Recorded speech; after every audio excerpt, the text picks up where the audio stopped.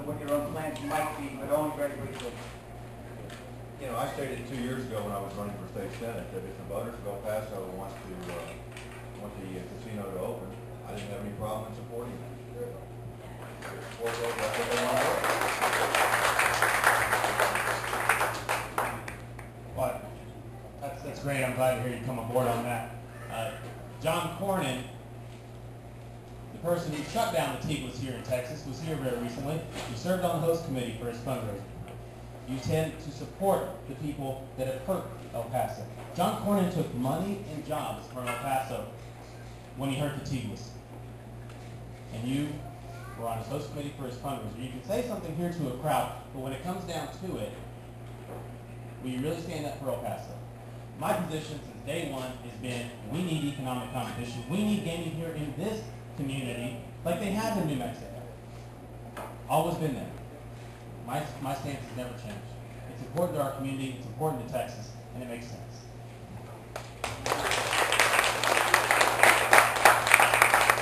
Mr. Bartle, obviously you want to come back on this. I want to add something. You know, the comment about will I stand up for El Paso is a 30-year track record in which I have stood up for El Paso.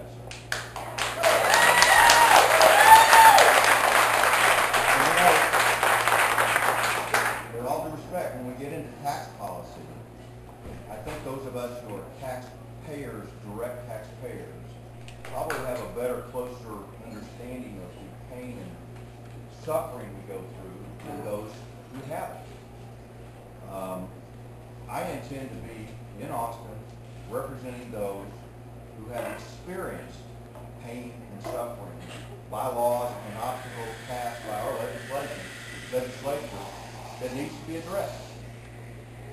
But my involvement in this community has been for the last 30 years in all aspects, whether it be philanthropically, whether it be civically, whether it be via the military, or whether it be in business.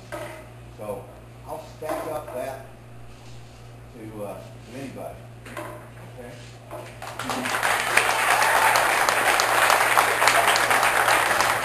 I have one more question, and then we're going to open it up to the public. I'd like a show of hands in this area, right in here in the chair. We're going to have to deal with the group out here by passing the mic out there in a bit, okay? But in here, first two people who have a question. We'll pass it to you first. Anybody else? Is it this gentleman? Okay, over here a second. We'll get you, okay? And my question simply has to do with campaign finance reform in Texas. Been going around for a long time. Texas is one of not too many states that allows people to make unlimited campaign contributions to state candidates, and even as well for local candidates unless it's locally governed. At the federal level, there are limits. Some people debate the effectiveness of those limits. What would your stand be on that issue? You know, in the primary, I took a very strong stand on this. We need campaign finance reform in our state. We have it in certain offices, in judicial offices. We don't have them in state house races. In the Democratic primary, yeah, Texas has a dismal record of environmental protection. We're the worst carbon polluter in the country. And these are issues that come up time and time again in the House. In the last session, we saw a move to limit pollution coming from our school buses. That was defeated. We saw a move to make sure that the TSEC, the one that issued the permit for ASARCO to reopen, that they would consider more information. They would consider 10 years of compliance background rather than just 5 years if they're required to now. That was defeated. Because we'd rather turn a blind eye to the facts, to the evidence, and just make decisions under the law as is and continue to allow people to pollute in this community. Those are the priorities. Those are the priorities at the state level. And you can go up and down the list of all the environmental regulation laws that were pushed in the State House last time, requiring the TSEC to look at more evidence, to take the public input at the state level so that they can understand what's going on at the local level. Defeated.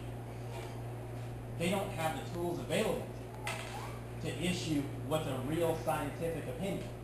And so when you see a permit be issued for ASARCO, it's not based on facts or science. It's based on politics. And that's unfortunate because it's our community that gets hurt. Those things need to change. Those priorities need to change. And we need to move towards a more environmentally sound Texas. And surprise, surprise, that's also good for our economy. Over 100,000 jobs could be created in the next 10 years if we look towards solar and wind energy.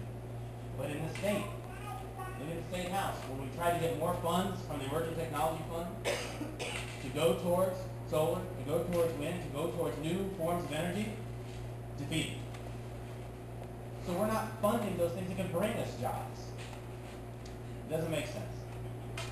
It can benefit our community in so many ways. Now, there's business leaders from across this state that have fought for environmental quality and environmental controls because it benefits us as a whole. Old business can become bigger and better. New businesses can come in, and our employees are healthier, they're safer, and they're happier as a whole in Texas. And that's something we should always work towards.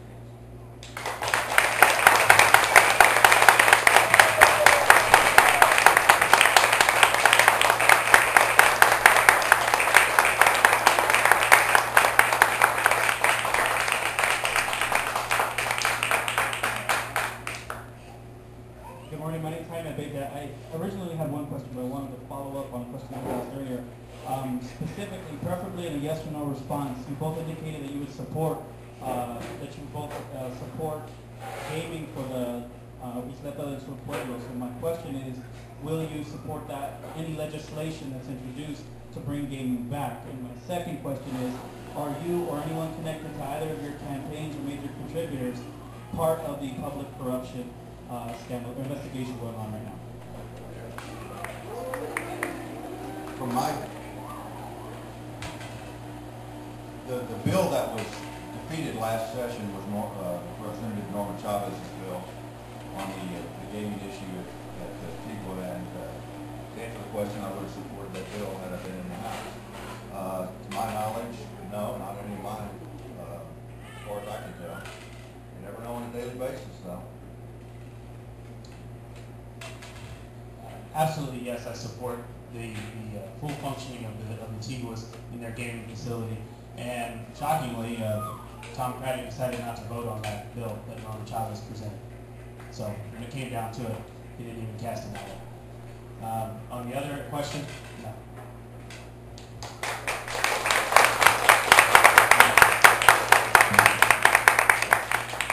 My name is Patricia Rhodes, and this is a question often asked by a very skilled interviewer whom I know. Aside from yourself,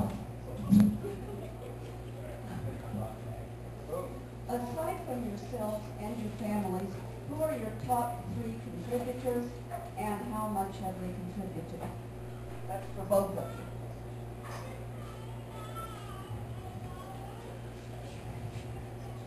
I'd have to look at the new reports when something come out, but I know that teachers, truck drivers, and some local attorneys are probably my largest contributors.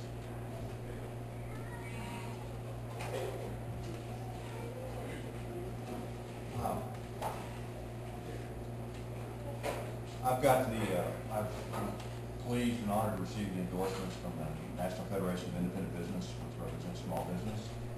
I received a number of contributions from them. I've received the endorsement of the realtors. I received this last week the El Paso Medical Society endorsement, and I've received the endorsement from the Texans for Lawsuit Reform. Members of each of those organizations have contributed. My large 90, as I say, somewhere between 87 and 92% of my contributions come from El Paso. And my largest contributors are those same El Pasoans who are giving back and giving big